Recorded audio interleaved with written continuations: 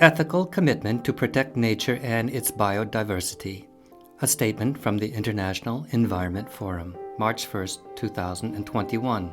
The importance of biodiversity requires an ethical commitment to protect it. Life evolved on Earth. A complex evolutionary process during millions of years resulted in the appearance of an astonishing number and variety of plants and animals. This biological diversity is a unique treasure that must be valued and protected.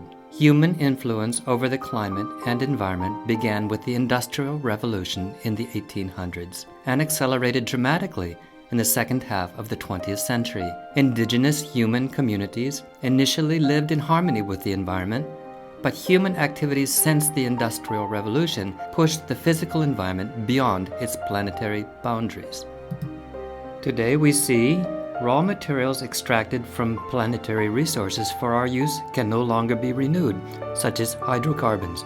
Emissions of greenhouse gases are creating climate change that will impact our future. Increasing volumes of waste are being generated as the global population and living standards rise, resulting in soil, water, and air pollution.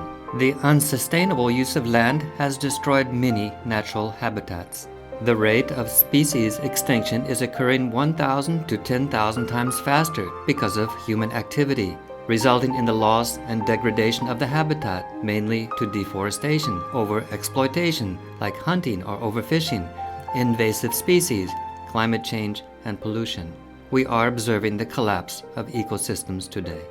The UN Human Development Report warns us, though humanity has achieved incredible progress, we have taken the earth for granted, destabilizing the very systems upon which we rely for survival. What is our moral and ethical responsibility towards the environment? We depend on healthy ecosystems for clean air and water, soil fertility, food production, for regulating the climate, as well as for profound cultural meaning. The inhabitants of the planet need to re-examine their relationship with nature, not just as individuals, but as a collective human community, one that relies on the Earth systems for survival. We need to recognize the impact of the environment and the interdependence of our health, economic, social, and political systems at local, national, and global levels. Cooperation and reciprocity are inherent in the unified system of the world of existence. A societal transformation is required to address fundamental questions that are philosophical, even spiritual in nature. What is the place of humans in the universe? At the root of the environmental crisis is rampant materialism and consumerism. The materialistic economic system has also left many people in abject poverty. We need to apply spiritual values. Where should we direct our attention to achieve transformational changes? The teachings of the Baha'i Faith help us to appreciate the value of moderation in all things and call for balance between material and spiritual civilization, between reason and faith, between science and religion.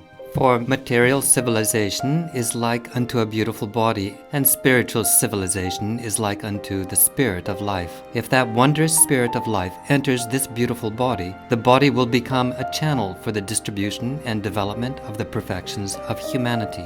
Baha'u'llah, the prophet founder of the Baha'i Faith, warned more than 100 years ago about the hazards of material civilization to our planet. The civilization, so often vaunted by the learned exponents of arts and sciences, will, if allowed to overleap the bounds of moderation, bring great evil upon men. If carried to excess, civilization will prove as prolific a source of evil as it had been of goodness when kept within the restraints of moderation. Change needs to take place at every level: global, national, regional, community, individual, and indeed, most importantly, in the human heart. Many movements are attempting to raise awareness about the urgency of the problem, such as social action to recognize the rights of indigenous communities to their forests, land, and water. Indigenous communities are very effective at protecting local ecosystems, the climate, and biodiversity, such as to increase the size and number of protected areas, such as youth calling on leaders to pledge for the protection of nature, such as promoting a shift from intensive agriculture to a more sustainable agriculture,